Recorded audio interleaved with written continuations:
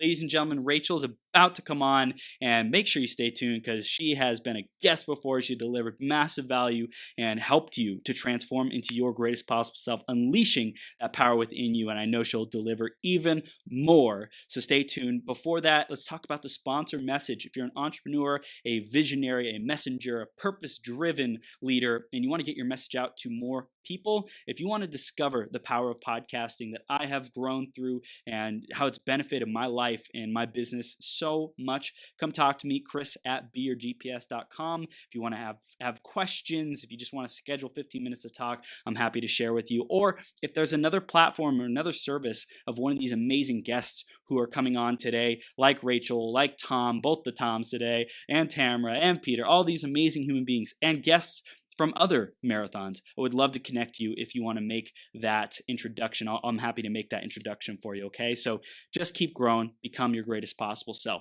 I'm going to share the iTunes review of the week, and today, it's by Tiffany Luva Carter. Tiffany says, every Wednesday I tune in to watch and listen to Chris Burns live. He is the best guest and his energy is contagious. This is so helpful for me midweek when I start feeling overwhelmed. As a podcaster myself, he is one of the few people I regularly listen to. Go listen and subscribe now. Love this guy. I appreciate you, Tiffany. If you want to give us a review, go to beyourgps.com/iTunes or search Becoming Your Greatest Possible Self on the iTunes store and give us a review. Let us know what you really love, what you want to see more of, how we can improve the show for you moving forward, and make sure you subscribe so you can get the latest episodes, updates, and all the juicy goodness, all these incredible guests who are helping you become your GPS. I love you, and thanks so much for tuning in. I'm going to introduce Rachel in just a second here. Before that, grab a piece of paper, grab a pen, because you never know what one idea can transform the rest of your life. I've gone through several of Rachel's techniques and processes, and they're super powerful. So make sure that you're ready for the gold because she always over delivers. She is incredible and a wonderful human being. So make sure you stay tuned. Let's introduce her and then we'll bring her on the screen. Rachel is a self-mastery coach and she has been teaching, training, and coaching for over 18 years. She's a leader on self-transformation and guides people into self-mastery of their lives, spiritual awakening, and relationships. The end result for you equates to pure emotional freedom, experiencing unconditional love, and elevating to higher levels of consciousness. And that is all so juicy. We're going to dive into how to do that today with Rachel. She's here with us. Rachel, you ready to rock the house? I am ready to rock this house. You are rocking it, girl. Thank you so much for being here, for sharing your wisdom and love with our audience here again at Becoming Your Greatest Possible Self. It's been far too long, and we're so grateful to have you back. Thank you for having me. I'm so excited to be here. It's been a while, so I'm really happy to be here today. Yes, we're going to dive right into the theme of the day, which is get paid for your story. What does that mean for you, Rachel? That's an interesting one for me because there are different levels of why people tell and share their stories. Yeah. And part of mastering yourself is to actually, if and when it's appropriate to share your story, it is for the sole purpose of, if you're a master of yourself, it is for the sole purpose of benefiting another person. Yes. And it is never about highlighting yourself. So there are times when I won't tell any of my stories because it's not about me. Those stories are not, you are not your past. That's mind identification. That is person identification. That isn't the real you anyway. The experience was there for you to grow. And so did you grow? What were you meant to learn? And did you actually learn it? Otherwise, guess what? No matter what you went through, no matter how horrific it was, no matter how traumatic it was, it doesn't matter if you didn't learn and grow what you were meant to learn and grow from that, as well as what were you meant to become because of that experience. So when you're telling your stories out there, if you're coming from that place and space, I applaud you, and you're sharing that with other people so that they can learn and grow and become what they're meant to become. They might not understand why they're going through this challenge or this trauma or this horrific thing that happened. It's not about that. It's about, what am I being challenged to become? because of this experience. And as long as people are focusing on that, I support and applaud anybody who's sharing their stories. If people are sharing their stories, though, because their ego kind of wants to feel special and you want the highlight, you want the spotlight on you, you're sharing your story for the wrong reasons and you didn't learn much of anything, and it's going to come back around, circle back, and hit you in the face again. Because that's how the universe works. Until you learn the lesson, you gotta learn the lesson and receive the gift. And I think the receiving of the gift is to, like, what is it? To process the emotions and the like attachment to it, the victim of the story, any negative emotion still holding on to it, and transform it into, hey, I'm sharing this, I'm communicating this story to make a difference for others, to inspire them to break free from their stuckness, from their pain, from their suffering, from their whatever they're going through. And that's like, it takes a conscious transformation to take a story that was painful and turn it into that ability to serve others. And I often get asked the question then, okay, so wait, how do I know if I've evolved out of my story? Because story is just person identification, mind identification, and those are just aspects of ego. We don't want to be in our ego. We want to wake up for real. So how painful is it to tell that story? And it doesn't mean you won't feel sadness, or, for example, some stories that involve other people or animals being harmed or something, you might feel compassion. Compassion often can bring you to tears. Right. So we're not talking about compassion. We're talking about the fear, and it brings back the trauma, and you still get really upset and feel pain by it. When really, if you're truly transformed out of that and ready to share that story, it doesn't affect. It's like saying, oh, it's really sunny. It's actually pretty warm in here today. Oh, and also I got beat a lot by my dad. And it's just the same.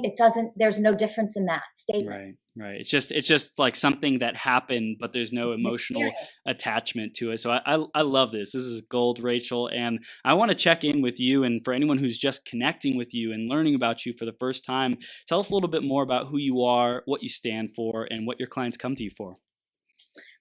So I'm a self-mastery coach. I actually left the medical field. I've done coaching, life coaching, relationship coaching. And then once I was an awakened being myself, I started spiritual coaching. I did that on the side while I was full-time in the medical field, but I left the medical field for ethical reasons. The main reason why I couldn't tolerate being in Western medicine anymore is because there's much deeper ways, first of all, to not get sick to begin with and to not have mental health problems to begin with. And then there are also holistic ways to heal that. And I couldn't heal people in the way that I didn't have the freedom to do it in the way that the wisdom was flowing through me to really teach and show people how to step into their power, the power of you, versus victim consciousness and being in their weakness. Yeah. So that was kind of what led me to become the type of coach that I am today. And I'm somebody who believes in walking the walk. I don't teach anything that I haven't mastered myself. If I'm still a student of it, then that means I'm still a student of it. Then there's mastery that needs to be achieved. Once I master something, I then offer that and I start coaching and teaching that. So the people that come to me, my God, from teenagers to 80-year-olds to male, female, of every gender and sexual orientation and ethnicity. It's such a wide variety of and diverse, population of people that come. People who really don't want to deal with pain and suffering anymore, and whatever that means for you in your relationship, in your business, in your personal life. It all boils down to mastery of self. In your spiritual awakening, the ego goes with you everywhere. Just because you're spiritual doesn't mean you're actually conscious. And so a lot of times people struggle on their spiritual path and they think they've done it and then they haven't. And they think they've awakened and then they do this for years and they finally say, what the hell why am I not more conscious? I thought I was a conscious being. Okay, you have to connect with your inner presence and truly master self, little self, in order to connect with your divine self. And it's easy, but it's a process. And so anybody who really wants that, anybody who wants emotional freedom, I've treated a lot of people with severe depression and PTSD and stress and anxiety. They have none of it anymore because that's just the gift of connecting to your inner presence. And it's not me. I can't take the credit. You do it. You have the power. That's the beauty of it. You have the power within. You just have not yet learned how to tap into it or you would have tapped into it already. It's that simple. This is so incredible, Rachel, and I really love how it's like understand and connect with who you are, and if there's anything in the way of that, then the lesson is going to keep coming back, and you're not going Yes. to truly have that consciousness, that awakening. A lot of people go through these cycles and have breakthroughs just to find themselves struggling with something similar or the same thing at just a different level again. Got And it. I think it's really important to when we break through, to finally actually be free of it and not have to Yes. keep learning the lesson. Exactly. Exactly. And then, mastering emotions is another big part of mastering self. And it doesn't mean you don't feel anymore. You don't turn into some robot. And it isn't this nonsense of this positivity paradigm bullshit that I've complained about for the last couple of decades, where everybody thinks, oh, if I'm just positive, life will be just smooth sailing and I can just be positive and say my affirmations and everything will work out just fine. That is not what we're here to experience, Nuh-uh. people. So there's, the teaching of that and understanding really what that means Hmm. and why we have emotions Hmm. and what they actually mean versus what a lot of people think they mean. Hmm. And a lot of people who are now kind of swinging the pendulum in the other direction of that positivity paradigm nonsense, like, no, have all the negative emotions, have them. And it's like, well, okay, tell that to somebody with PTSD or, Hmm. severe depression, Hmm. severe depressive disorder or whatever. Yeah, you can't tell that Hmm. person just feel it all and like you just have to live through that. No, there's no coping mechanisms that I teach people. It's you literally dissolve, transcend is the Hmm. word. Hmm. Transcend that stuff organically transcends and goes away. Transcendence means it's permanently transformed, right? Hmm. Wow. So when you learn how to connect to the inner power of you, the Hmm. inner presence that is you, the true self of you, that stuff naturally, organically, without you having to do anything, it begins to transcend. All Hmm. of that goes away. I mean that very literally. And the only thing that you then have the freedom to experience from there forward, yes, human emotions, you are here to have a human experience. The difference is you're not dominated, dictated or controlled by your emotions. There's no such thing as you having no control over your emotions or your reactions to things. You're not triggered by anything anymore, pretty much ever. But you will feel emotional pain, sadness sometimes, a loss of a loved one. You might feel the pain of that. However, when you truly have done this type of work and you're truly connected to your inner presence, the difference is you might cry and be sad, but you feel this tremendous sense of peace. There's Hmm. zero resistance to Hmm. this person dying. If we stick with this example, Yeah. there's not resist. Oh, this should have happened. Oh, they were too young. Oh, I can't live without you. There's zero resistance. It's just pure peace. Yeah. And then you just feel the emotions that you feel. You go through your grief and you move through it with grace, and it lasts however long it's going to last. And guess what? When you're connected to presence, it's not that long. And this is gold too, because I think a lot of people have numbing and, like you said, Right. coping mechanisms, avoiding Yes. those emotions versus, hey, what's it like to just experience the Yes. sadness, the grief, but the love as well, the peace, Yes. and just allow those emotions to channel through, not try to resist those emotions. That's Yeah. powerful. That's So powerful. that it's learning what that means, what it looks like, and what it feels like, and how to do it. Yeah. Because all we learn out there in the world are coping mechanisms, and all coping mechanisms are dysfunctional at the root. I don't care if you're meditating, I don't care if you're doing Mm. yoga. Literally, what those are doing for you, I don't want to feel this. It feels terrible. Mm. I don't know how to make it go away, Mm. and I don't want to live with it. And so, what do? I use a coping mechanism. Well, how about we just literally transcend all the garbage so you don't feel like shit? There's a thought. And when the pain does come in, because real life gives you challenges and gives you pain, Yeah. emotional pain sometimes, when that actually does happen, you are in your power. Mm. And what you allow that to happen, what you allow the emotion to do is just process while you observe it. Yeah. And it's not that intense, 9 times out of 10. Some things Mm. are really painful in life. But even if it's intense, it doesn't last that long. And guess what? You're in absolute love and peace while that emotion is doing what it's there to do. Yeah, and I think the thing I want people to highlight or remember that you just kind of said is when you aren't resisting an emotion, it can go through you pretty quickly. It's Yes. not going to like stick around for months and years because it just that's what negative emotions are supposed to do. No, it's like we feel emotions, and if we don't have Yes. resistance to the feeling of them, then they Yes. pass through us and we express them, and we it's like we Yes. have this natural mechanism to feel and then release. 100%. That is Yeah. 100%. And if we learned this, by the way, like if we lived in an enlightened world and we had really conscious parents and we actually got to grow up that way, then Yes. they would have taught, like one day, it'll happen one day. Right. We're waking up. But if we had that, what we would have learned is how to process emotions from the beginning. And when I work with little children, parents and little children, for example, I teach them how to teach their children how to body awareness, how to go within, how to process an emotion. And I mean at 2 years old doing this. And when you learn how to process at that young age, it doesn't stick with you. There's no such thing as being 25, 45, 73 years old, one of my most recent clients, and still having that trauma and that stuff is still coming up from when you were 5 or 12 or whatever age. That does not happen. And so when people learn how to really do this, connect to that, the inner power of you, the real actual power that is you, you learn how to do this process and you make this a practice, it over time, it integrates and it becomes just how you walk through life.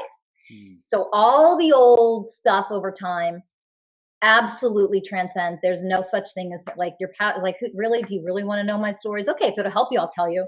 But it's not a part of you anymore. No. And that's just freedom. And then the other thing that happens when you learn how to actually just be the real you is you're powerful with anything that gets thrown at you. Nothing phases you. There's, people can hate on you and you're like, that's your problem. That's not mine. I could care less. Like, it's okay. You can sit and hate and judgment if you want to. I don't, but it's okay if you want to learn those tough lessons. It doesn't have an effect on me. Emotional freedom. Wow, that's amazing. So, and one word I keep hearing you repeat, which is awesome because I think it's really one of my core values. I have joy, love, and transcendence. And you keep saying transcendence. And it's like so powerful. I want to know, where did this drive to transcend come from in your life? Like, where did you start feeling that expansiveness, the awakening, the pull to transcend anything that you were dealing with? Well, definitely it came from pain. It came from, my childhood. I grew up in a very abusive childhood. My father died when I was very young, a few days after my 5th birthday. And when a stepdad, who became my stepdad, he was bipolar, out of control, but like a physician. So he's very well respected in the community. And so nobody would believe that there's even abuse going on, let alone how severe mental, emotional, verbal abuse was, and sometimes physical. It was crazy. And being treated that way and feeling that way, where you would literally rather be dead than to have to endure this for another day or week, or let alone a couple more years until you can go to college in order to get out, or, whatever you're thinking in your mind. Like, that's what I was thinking in my mind. I have to get out and be able to support myself. It's the only way I can break free of this, or kill myself. Those were my 2 options. So it stems from all that pain and all that horrible experience. And I remember when I was going through that as a child, I remember saying to myself, I made a vow to myself that I would never intentionally, on purpose, make another human being feel this way, because I know how this feels. And so I knew I had to do whatever it would take to grow, expand. What do I have to learn from this? Who do I need to grow into in order to not be that? And I literally made it my mission, and it still is, that first and foremost, I master myself, because the better, more magnificent version of me that I can offer to anybody else, you benefit more by me taking care of me first. That's why I'm a self-mastery coach. It's why I'm first and foremost a student. And it's why I will never stop growing. I'm not the same person today that I was 2 months ago. I am more powerful. I am stronger. I am a more magnificent version of myself today than 2 months ago. I embrace and allow the pain to come in when those tough challenges come my way. And I just go through a process of transcendence and connecting to my inner presence, and I'm almost untouchable at this point. Like nothing affects me anymore. So, and I get to teach that to other people. I don't want other people to go through suffering. A lot of people like their suffering. And they just do. They're addicted. They identify with it. It's like that's who they are. They can't imagine life without it. They don't want to give that up to experience the uncertainty of positiveness, but their mind says, I'm comfortable with this. I'm comfortable with this suffering, but they just don't know what they're doing. They're unconscious. Absolutely. And the question is, who's uncomfortable? Who's comfortable with it? That is mind identification. This is who I am. That's person identification. That's ego, right? So of course the ego, those aspects of you identify with that, want to keep living that. That's how the ego feeds itself and stays alive. Yeah. But one of the things that I teach people in the process that I teach people is actually going in and just being able to sense what it takes to sense an inner stillness. That is just observing all that hot mess, right? Yeah. And if you can connect to that inner stillness, even just for a few seconds, once you, and this isn't a concept, it's not a belief, it's not a knowledge that you gained, it's nothing mind identification at all. Once you do it and you have the actual experience of it, people feel that, and it's like, oh shit, wow, that's what that feels like. And then they want more. And the interesting thing is that is always there within you. It is the only thing that's stable in your life. It is the only thing that is never changing. It is the only thing that doesn't fluctuate. And it isn't even hard to find. You just have so much stuff blocking it that you're not experiencing it. And you think everything else you're experiencing is the real you in your life, etc. That's just person and mind identification. So how is this inner stillness and inner presence different than, let's say, mindfulness or meditating? That's a wonderful question. So I intentionally do not use the word mindfulness almost ever because it brings people to the mind. Right. And it's mind identification. And if I'm mindful, I'm focused and I'm thinking of how to be mindful. I don't do any of those practices. It doesn't mean that they're terrible practices. I'm not trying to bash those practices. I personally do not do that because self-mastery is skipping all of that and going straight and connecting to your inner presence. So there's that, but there's also meditation gives you this practice of attempting to be very still. And some people who are phenomenal at meditating can be, they can shift into this beautiful energy and they can feel absolutely incredible when they meditate. And some will talk about how they can jump dimensions and do all this really fun, stuff. And I've done those things. It isn't the same thing. And you only know that by actually experiencing it. And I'll give you a quick example. I recently had a 73-year-old client who had panic attacks 1 to 3 times a day. She came to me because she wanted to find the love of her life. 73. I want to find the one. That's why she came to me as a coach. She was amazing, by the way. And I didn't even know at first that she had panic disorder at all, but she's had it, for decades.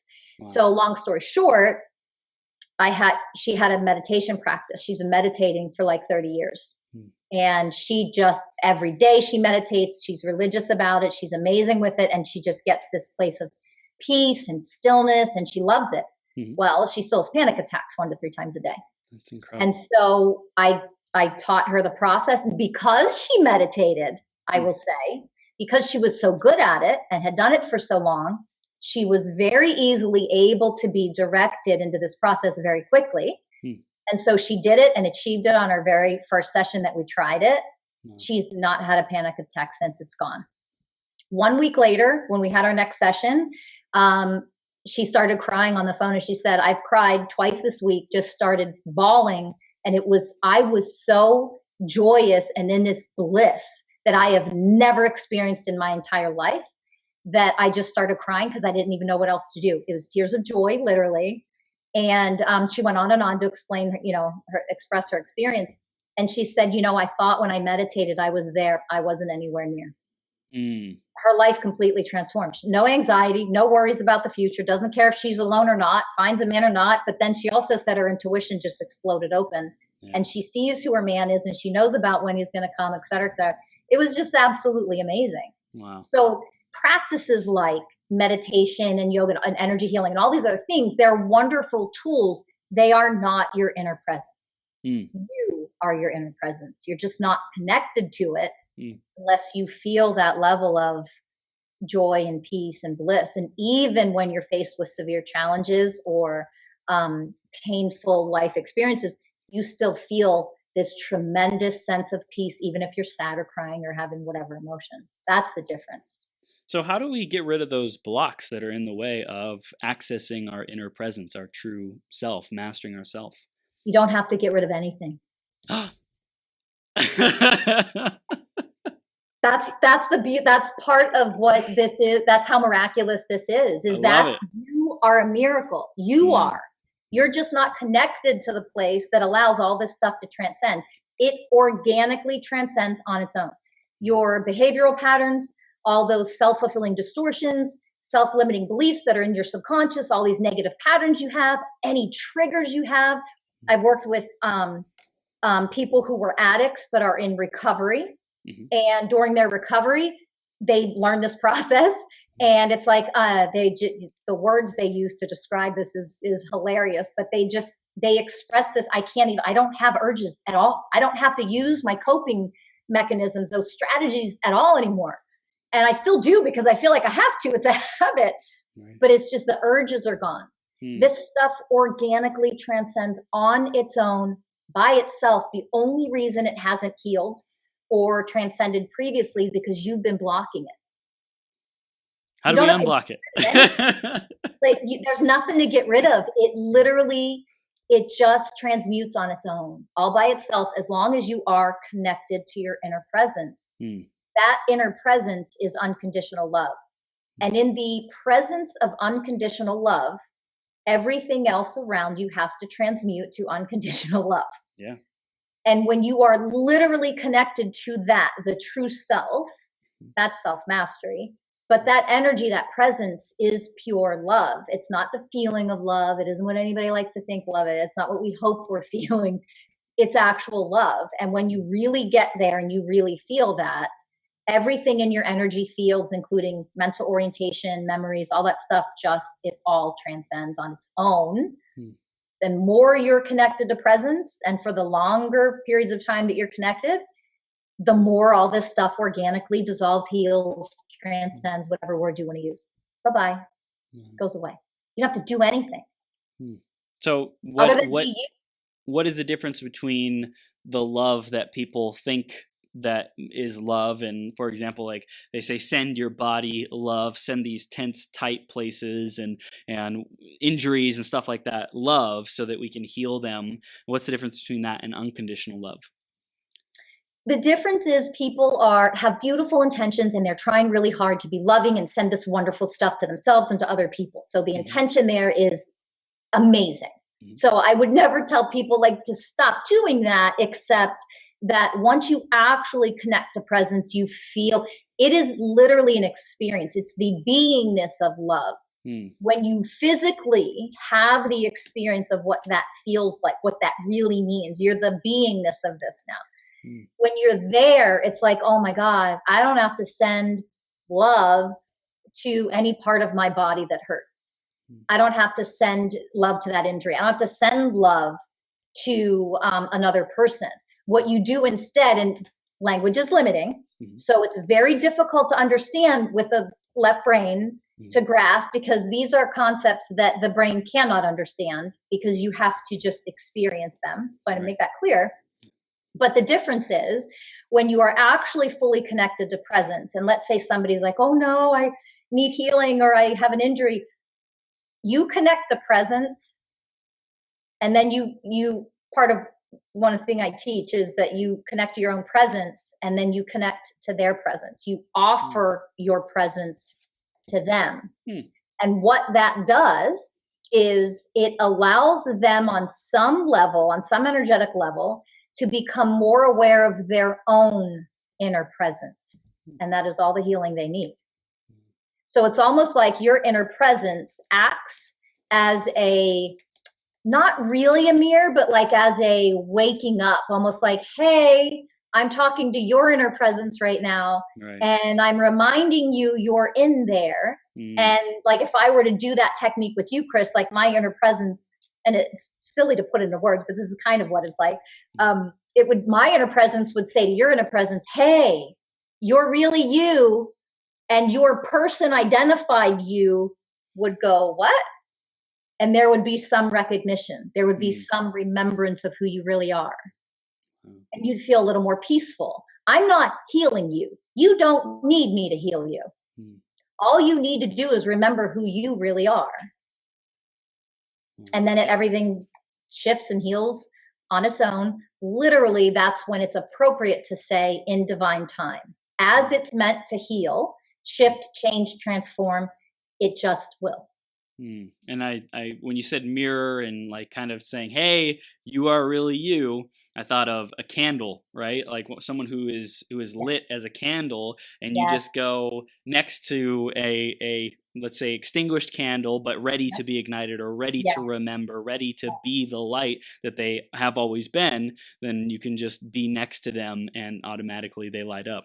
Absolutely. And when they really remember in the teeny little bit, wait a minute, I feel this, and I call it presence. I feel this little presence. They will reach over and they'll take the light from your candle because we are one, and then they're lit. So it's like they just remember, I'm a lit candle too. Like I'm fire too. I'm this power too. Yes, you are. You don't need me to heal you. You may need me to guide you to yourself. That's the difference. Any coach, healer, teacher, anything that you want to be called out there, it's about guiding you to the real you, guiding you to your inner self, your true self.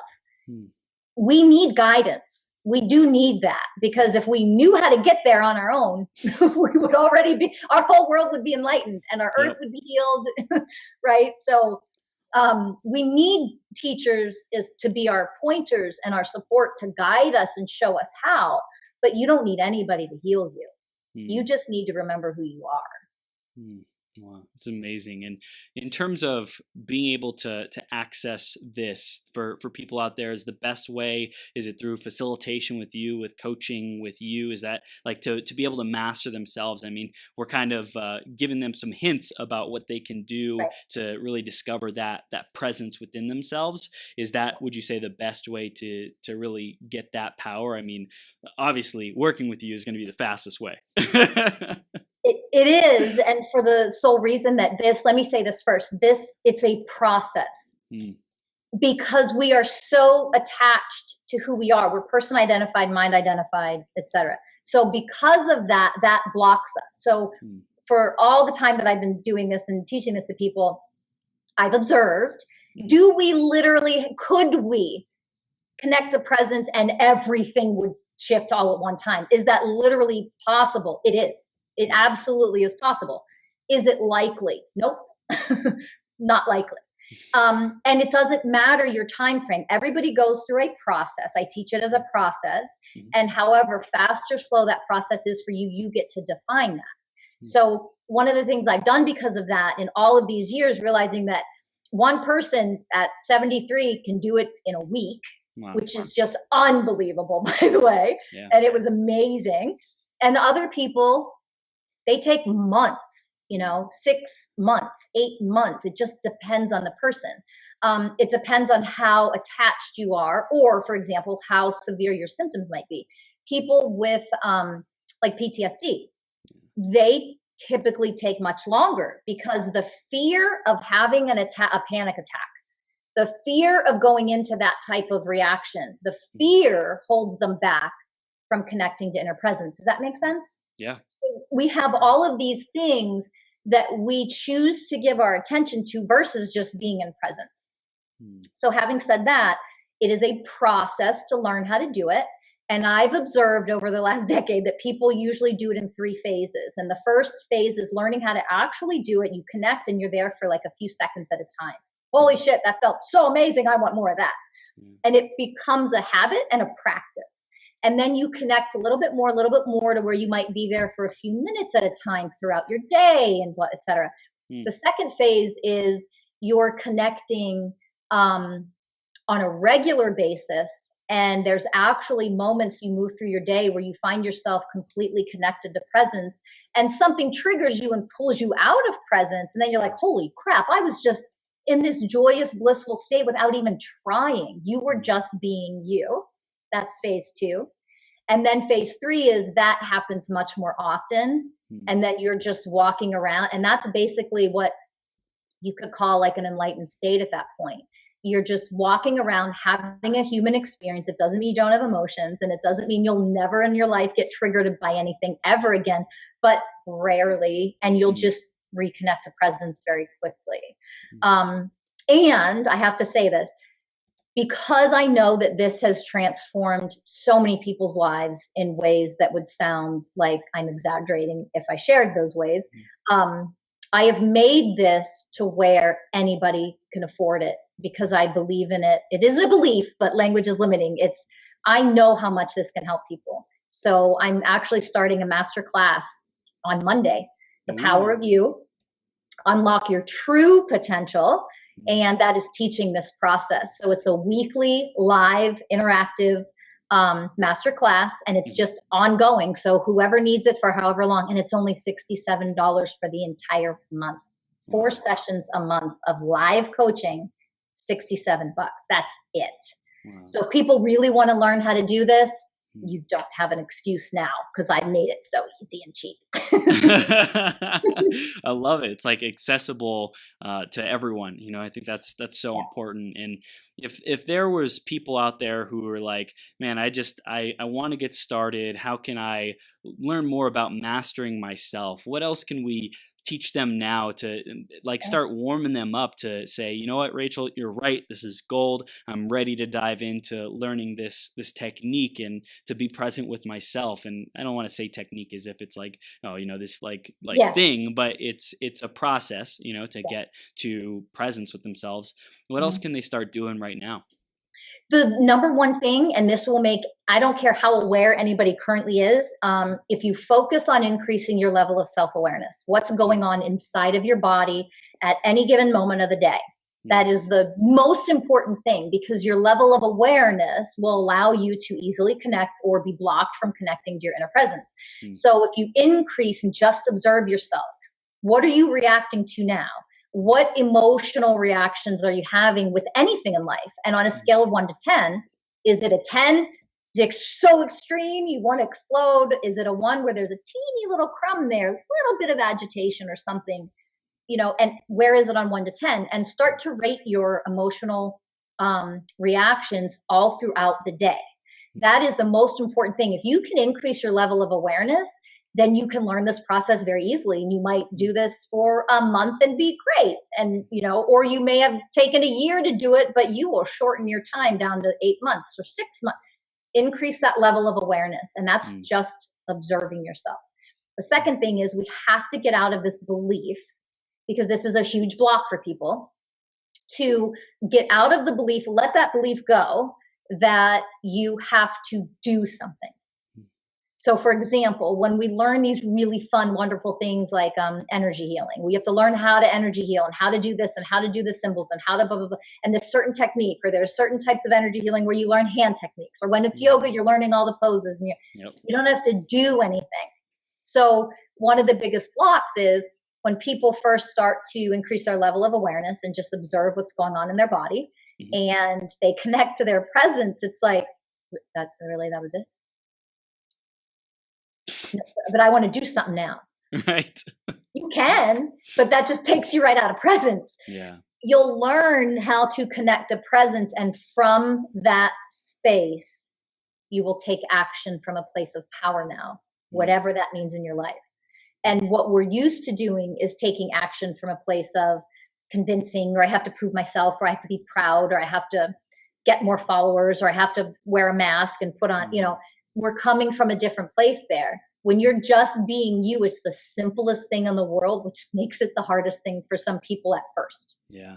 And so to just know that means just observe yourself, increase your level of body awareness. What's going on within your body? When you put your attention on it, you'll realize, like, yeah, I have a little bit of anxiety, like 4. Well, really go in your body and feel, holy shit, it's like 7. You weren't paying attention to it, so you didn't even realize what your anxiety was. Wow. And that's the beautiful thing, is people start to see what's really going on with themselves, and they don't have to pursue these external things so much. They can just shift into presence. And then this is also what can activate and initiate what we call flow consciousness, where life really does move through you. But I don't usually teach flow consciousness because, again, it's just another term, and people want to learn it and do it. And how do I achieve this? Your presence isn't anything you need to attain or achieve. It's just, you just need to be there with it. Yeah. Because it's always there. It's gold. I love it. You're just ignoring it. I also want to circle back to the scale of 1 to 10. How important is that to be aware of the intensity of feelings and emotions that are going on, as well as the ability to articulate? Like, do people need to know, hey, this is sadness, this is joy, this is gratitude? Is it important to be able to identify these things with language to be able to have access to this mastery? In the beginning, it's helpful. The easy answer to that is no. Nope, don't have to know any of that. You don't have to do any of that. However, for some people, based on their process of doing this, of learning this, of just being themselves, it can be very helpful for some people. So sometimes, absolutely, I teach the scale of 1 to 10. And then and they will label their emotions, but you'll learn very quickly through this process, the labeling and even the intensity doesn't, it's like, oh, I feel it, no, it's just, never mind, it's gone. It's just gone before you can even label it as anything. So just I want to say that one more time, because I don't want it to be confusing to people. For some people, that's helpful in the beginning. Right. And if that's helpful to you, I will teach that to you. Everybody gets rid of that, though, at some point. Does that make sense? That's not needed at all at some point. So at some point, you just, look at that. I'm having a little bit of a reaction to something. I'm not connected. You just connect to presence. And then you're like, okay, I'm back to normal. This is now your normal. This is the authentic you anyway. Yeah. So it's almost like breathing. It's this presence is like this natural thing that just happens, but a lot of people are just not connected to it and having access to it. Absolutely. And that's really what it means to be unconscious, is we're disconnected from our presence. And then we learn all of these things, and we read all of these books, and we go to all of these teachers or all of these coaches, and we try to learn, how do I achieve that? How do I get there? And it's, we hear these things in spiritual teachings, it's always within you. And what the hell does that even mean? Like, I remember when I was first really focused on like consciously awakening, like choosing to awaken and understand what this all meant. And I'm like, what does that even mean? And how do you get there? And if it was in here, why don't I feel it? I remember it being so confused by it and wanting to learn it and achieve it and get there. And what I've done over the years is I've developed the process with which you can just go in and connect. I'm somebody, I like things to be simple, and I can take the most complicated things. And that's really amazing that you did all that hard work. But you know what? Just one step instead of like 30 years of spiritual, seeking and pursuit. You can just do it like this. And if you want to go on that 30 years, you do it. But I don't want to do that anymore. That sucks. I just want to be there. And then I want to be able to create my life from that day forward in this place of power and presence, where anything that comes my way is just, okay, let's move through this with grace now. Yeah, I've heard it's easy to make things complicated. It takes like real, I don't remember what the word was, but like genius and intention to be able to make things simple, because that's how you take all, it's easy to like spew it all out and have all these different viewpoints and information, but to boil it down to the simplest way, that's mastery. That's mastery. Yeah. That's self mastery. Mm. And it doesn't mean that there is anything wrong with all these other millions of ways. That is fine too. Yeah. But I want self mastery. I want to do it the simple, easy, where I feel absolutely incredible. And then when the shit hits the fan in life and something painful happens, I have the power to move through that with grace and learn what I'm meant to learn from that. And that's how I just choose to live my life. That's how I want to live my life. And so I do. That's why I've become a self-mastery coach, because I've mastered this. And so offering that to other people and offering the gift of freedom emotionally and to all these other things, like, to see that, I have to tell you that every time a client of mine says, oh my God, I went through this thing and it was so challenging. And I had, for the first time in my life, I didn't pop the Xanax. I had no stress. And as hard as it was, I didn't have the stress though. It was hard work, but I had no stress. Or my panic attacks are completely gone, or whatever it might be. I cry every single damn time. Instantly. Somebody tells me that I feel that freedom in them. They're like, they're free now. It makes me cry. Every time I start crying, I'm like, it's time. You're going to hear me cry now as your coach. I'm crying. Because it's so, I know that feeling of finally being set free from like the dungeons and the grips of pain and suffering. Like, it's horrible. And that sense of freedom is just so empowering. And so when I get to witness that in another person, it's one of the best gifts ever in this life, honestly. And it makes me cry every time, because I'm like, you're free now. Like, you're free. Aww. It's like you're seeing your work like being lived by people, your message, your gift, and not that it's special or unique to you, but you're just the messenger, right? Yeah. Reminding people. Yes. You're the candle lighting other people's candle. Absolutely. Because your candle's the same as my candle. Yeah. That's it, and I can't take any credit for what people do for themselves, because you're the one doing it. Like, it's your inner power. And we share the same inner power because we are one. I just know of my inner power. And so because I know of it, I can share it with you so that you can know and know your inner power. That's all I'm doing. Wow, that's amazing. What does it mean when someone is powerful? Like, how does someone know if they're being powerful, so to speak? This goes back to that self-awareness. So you always check in what's going on inside of your body. When you're powerful, the biggest thing is you feel this tremendous sense of peace. You can observe other people being, less than loving, or being ugly, or being selfish, or being whatever they're being in their ego and being mind identified. And you can just sit connected to your own presence and be in peace, and literally this isn't just a concept. I know people have heard this before, but you're living it now. You can literally allow those people to be in their mess, be in their judgment, be in their whatever. And you are just sitting in presence, allowing them to be who they are showing up as. You also know that's not the real them, but you're not judging them for it. And that isn't I'm making the choice not to judge. No. You are judging if you're trying to make the choice not to judge. It's not choice. It's literally you connect up. This is why this is a shortcut. Like, you want self-mastery, the fast track, this is it. It isn't a choice. You're not trying to be non-judgmental. You literally notice if you are, and you connect to presence, and you let all that shit that's your own shit transcend. When you make that your practice, being in the presence of other people, you're offering your presence to other people, period, without trying.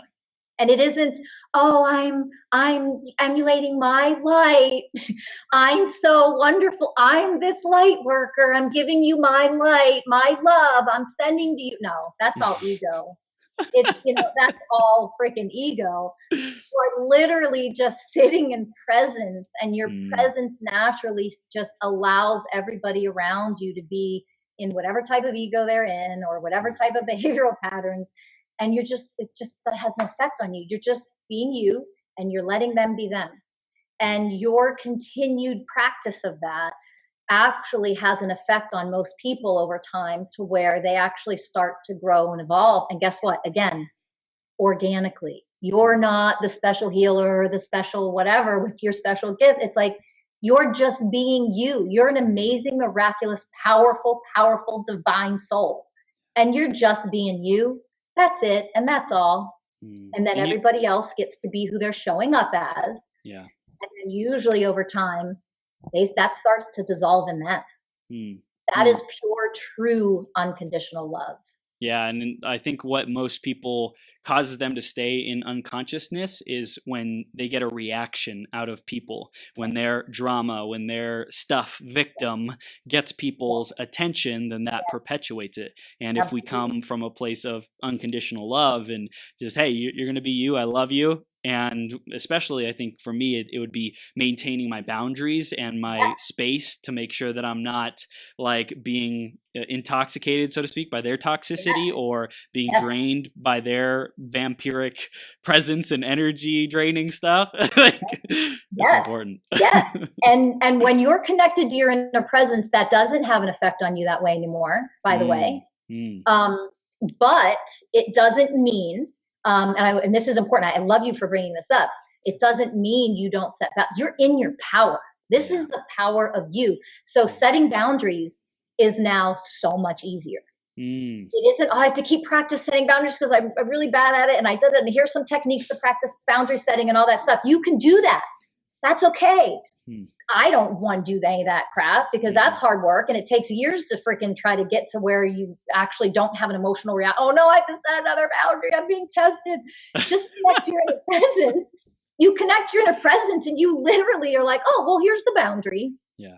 Oh no, I really mean don't cross it. And it's and you're not being nasty. You're not turning into an asshole. You're setting the damn boundary. Why? You love yourself enough to know you need to back off. Nobody will question that. They feel your power. And guess what? Whatever reaction they have to that is their problem. It's not your problem. That's their stuff to learn in this lifetime. It's yours. It's easy. Life is easy now. I love it. I love it. You also mentioned the word practice a couple minutes ago. And in terms of becoming self-aware of people's body and their sensations, what would you recommend as far as a practice? I know everyone's going to be different at their level of awareness and self-mastery, so to speak, but what would you recommend as a kind of starting place or depending on where people are at? Yep. The easiest thing is to I always tell people, just take a second, close your eyes and just feel what's going on inside of your body. And this can happen in a matter of 10, 15, 30 seconds. Just observe. When you see what's going on, you say, okay, what do you notice there? Is there anything like fear or nervousness or anxiety or, anger or whatever, anything at all? Just notice that it's there and do that scale of 1 to 10. Is it a 2 right now? Cool. You're done. You just did it. All it takes. Usually, because we have to form habits and this stuff, I always say it's a practice at first. One of the things that you do is you need visual cues to trigger you into remembering to check in with your body. And that can be, and you could set your alarm on your phone a couple times a day. You can absolutely do that. But just get like Post-it notes. They're bright colored Post-it notes. Do not put them, do not leave them up more than 3 to 4 days at a time though, because visually you desensitize and then you don't see it and you won't care and won't do it anymore. Damn. So put bright colored Post-it notes on your bathroom mirror, on the above the door handle before you go to leave, on your steering wheel, in your car, places where you will absolutely see it several times a day. And if you do yellow, bright yellow today, in 3 days or so, no more than 4 days, you need to take them all down. You need to repost different color, and they need to be in a slightly different place. You need to change. So you put it on the refrigerator handle. If you're always in the silverware drawer, you put it on top of the fork. So you have to see it and move it to grab a fork. Be creative with it, but put it in obvious places, and they have to be taken down every 3 to 4 days and put a different color to regain your attention. Trigger your attention. And all it can say is, how do you feel? Or I call this a body scan. My language is body scan. Do a body scan. You can write body scan. What are your emotions? It could be anything. It's just that visual cue. And that's why visual cues don't work over time. is why I just explained. So you have to change them up. But if you do that and start making it a habit, you put it on your computer at work, you put it on your desk at work, or wherever inside of your drawer where you put your cell phone at work, just put them in those places, 3 to 4 days, take them all down, get a different color, put them in a slightly different place, and do that for like 2 weeks.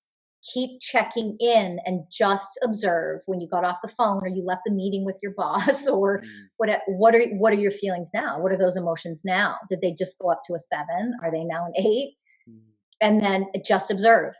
If you can gain, you're just like collecting data is one way to say it. Like you're just gaining that increased level of awareness, of self-awareness. You can then move mountains with that if you practice that first.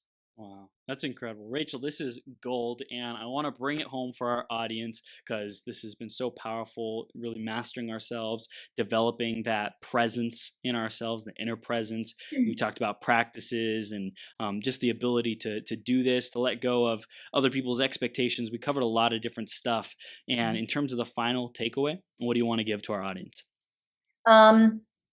Your inner power is there waiting for you to connect to it. And how do you know you're connected? You don't question. You wouldn't question it. How do I know? You're not there. If you question it, you're not connected.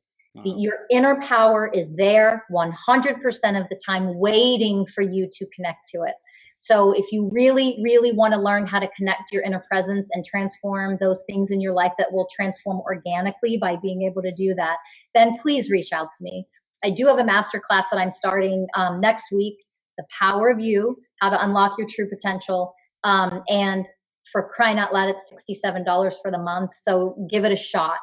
But just reach out to me. Otherwise, connect to your presence and do it on your own. That's right. And how do they reach out to you? How do they connect with you? Where do they find this masterclass? Yep. You can go to my website, www.themastersofself.com. themastersofself.com, or you can email me directly at themastersofself@gmail.com. Either way, and you can sign up right on the website, the membership program, or email me for questions. We can have consultation. I can answer more questions for you. You're amazing. Rachel, this is gold. Thank you for bringing this love, unconditional love, everywhere with you, being the example, just being you. You don't even have to try to do it. You're just being you, sharing the information, living your truth, living your message. It's so powerful and it's radiant. And thank you so much for being here and sharing with our audience. And anyone who's listening or watching, definitely connect with Rachel, themastersofself@gmail.com. Send her an email, let her know you heard her here. Connect with her on her website, themastersofself.com. Go access that masterclass. It's going to be every week, $67. What a freaking deal, people. My goodness gracious. And if you love this podcast, make sure you take a screenshot and share it with 2 or 3 people who you know would benefit from it, who you know need to tap into their inner power. Not to fix them, but to remind them what's possible. Love that. Yes. Thank you so much for being here, Rachel. I appreciate you. I love you. Thank you for being you and for doing what you do. Thank you. Thank you, Rachel. I love you too. We'll see you soon, okay? Bye. Bye-bye.